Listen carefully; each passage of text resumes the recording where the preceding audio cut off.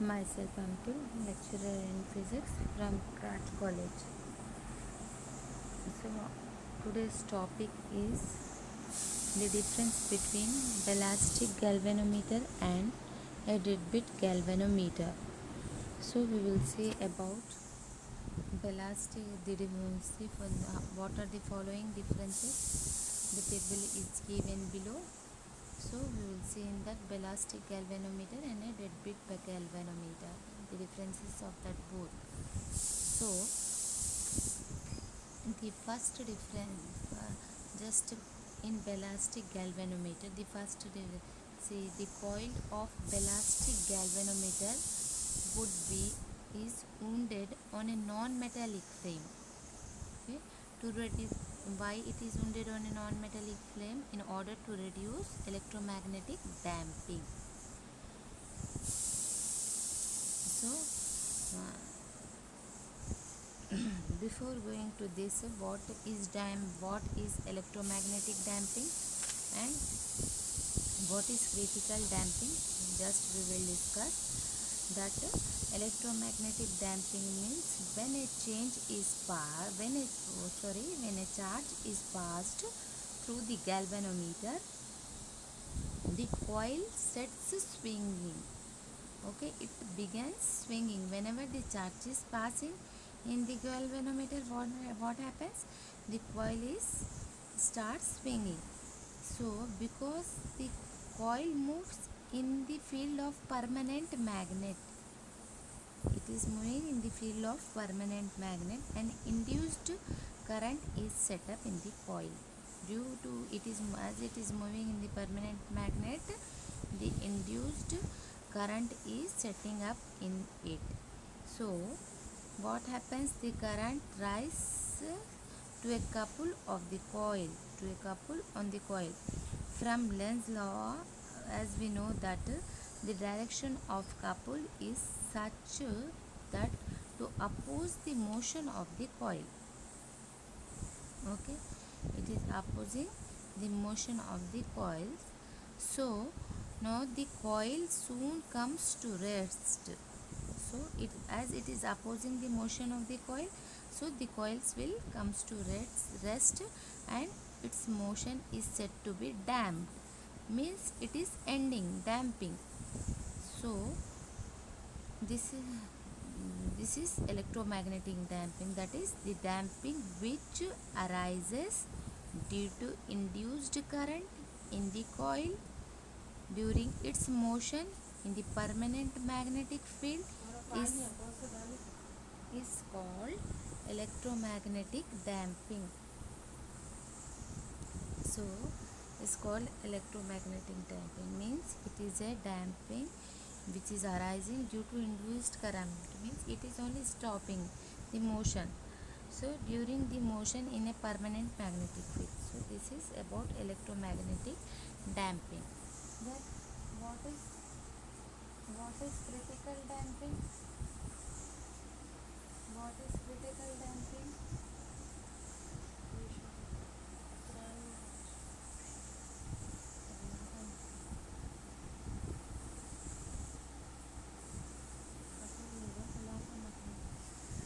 What is critical damping means when the external resistance of the circuit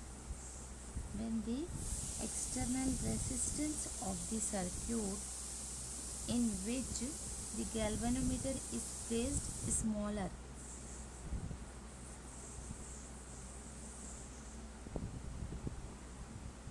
the induced current is larger. Whenever the galvanometer is placed in smaller, then induced current is larger, that is the damping is greater with sufficient smaller external resistance, so the motion ceases to be oscillatory. Okay, and in this case the coil makes only one swing and returns slowly to its rest position. It is in this case what happened in critical damping, the coil is swinging only at once and finally it is coming to rest position. Okay, the particular resistance for which the motion just ceases to be oscillatory is called critical external damping resistance.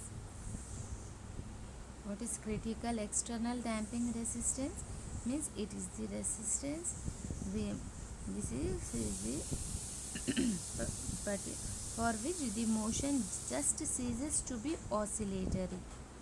So the galvanometer is called as critical damp. With more resistance it is over damped, and less resistance it is under damped. Critical damp, over damp and under damp. If the resistance is more, it is over damp. If it is less than critical damp, it is under damp. Okay, this is about electromagnetic damping and critical damping. Why we discuss this? These words will come across this in the differences between ballistic galvanometer and deadbeat galvanometer. So now we are saying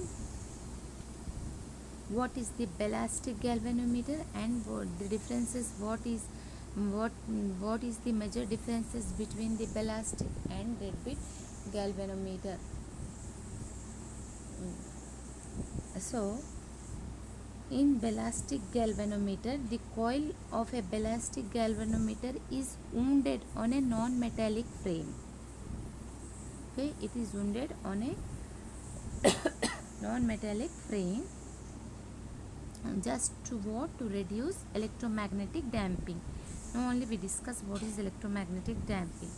But in the case of deadbeat galvanometer, the coil of a deadbeat galvanometer is wound on a metallic frame just to increase electromagnetic damping.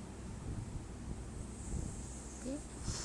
So what is the second difference? Means the coil in ballistic galvanometer, the coil of the ballistic galvanometer is oscillatory due to small damping. Due to small damping, the coil of the ballistic galvanometer is oscillatory. Whereas in the case of deadbeat galvanometer, the coil of deadbeat galvanometer is non-oscillatory due to large damping. Due to large damping. Okay, and the third difference for ballistic galvanometer is for the momentary passage of charge causes impulse on the coil. The momentary passage of charge causes impulse on the coil. The torque is zero when the coil rotates. Whenever the coil is rotating, the torque will be zero, and the momentary passage of charge causes impulse. Means whenever the momentary passage of charge, whenever the charge is moving, impulse is producing, and the torque will be zero when the coil rotating. But here deadbeat galvanometer, the coil of a deadbeat galvanometer rotates due to constant torque. Okay, here the coil is rotating due to constant torque, whereas in previous case the torque will be zero when it is rotating. Here the torque will be constant. Torque will be constant in deadbeat, whereas it is zero in ballistic galvanometer. So the ballistic galvanometer measures the charge. Ballistic galvanometer is measuring the charge. Deadbeat galvanometer measures steady current. Okay. Deadbeat galvanometer measuring steady current. Okay. So the charge is measured by the throw of galvanometer. Here the current in ballistic, the charge is measured by the throw of galvanometer. Any charge is measuring means it must be a ballistic, because ballistic galvanometer measures charge. and deadbeat galvanometer measures the steady current. So the current is measured by steady deflection in galvanometer. The current is measured by steady deflection in galvanometer. This is about ballistic galvanometer, the differences between ballistic galvanometer and deadbeat galvanometer. And now we will see that a condition for a moving coil galvanometer to be a ballistic. What are the conditions that such that a moving galvanometer can be like a ballistic galvanometer? So the condition for a moving coil galvanometer to be a ballistic. So a moving coil galvanometer is ballistic when the coil makes large number of oscillations before coming to rest. Okay, when the entire charge passes through it.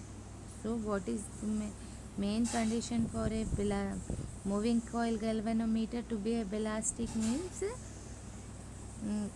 whenever the coil is making large number of oscillations before it's coming to rest, whenever the entire charge is passing through it. Suppose if the whole charges are passing through it, so it should make large number of oscillations before coming to rest position. So and the following are two necessary conditions. Okay, the following are two necessary conditions. What are that? The period of oscillation should be large. Okay, the first condition is the period of oscillation should be large. This is what is that? This is possible when the moment of inertia I of the coil is large and torsional rigidity C, that is denoted with C, is small. Okay, how the period of oscillation is large means whenever the moment of inertia I is large and torsional that is rigidity C is small. Okay, now second, the damping is least. What is the damping is least? Second condition. For this, the coil should be wounded on a non-conducting frame. Whenever we are wounding a coil on a non-conducting frame, then the damping is least. Okay. Now, condition for a moving coil galvanometer to be a deadbeat galvanometer. First, now we discuss condition for a moving coil galvanometer to be a ballistic. Now, condition for a moving coil galvanometer to be a deadbeat galvanometer.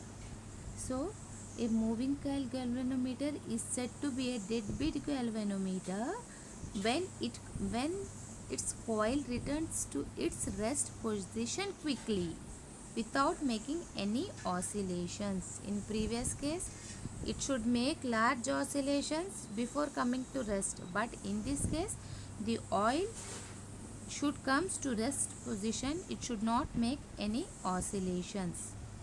Okay, then it behave a moving coil galvanometer is a deadbeat galvanometer.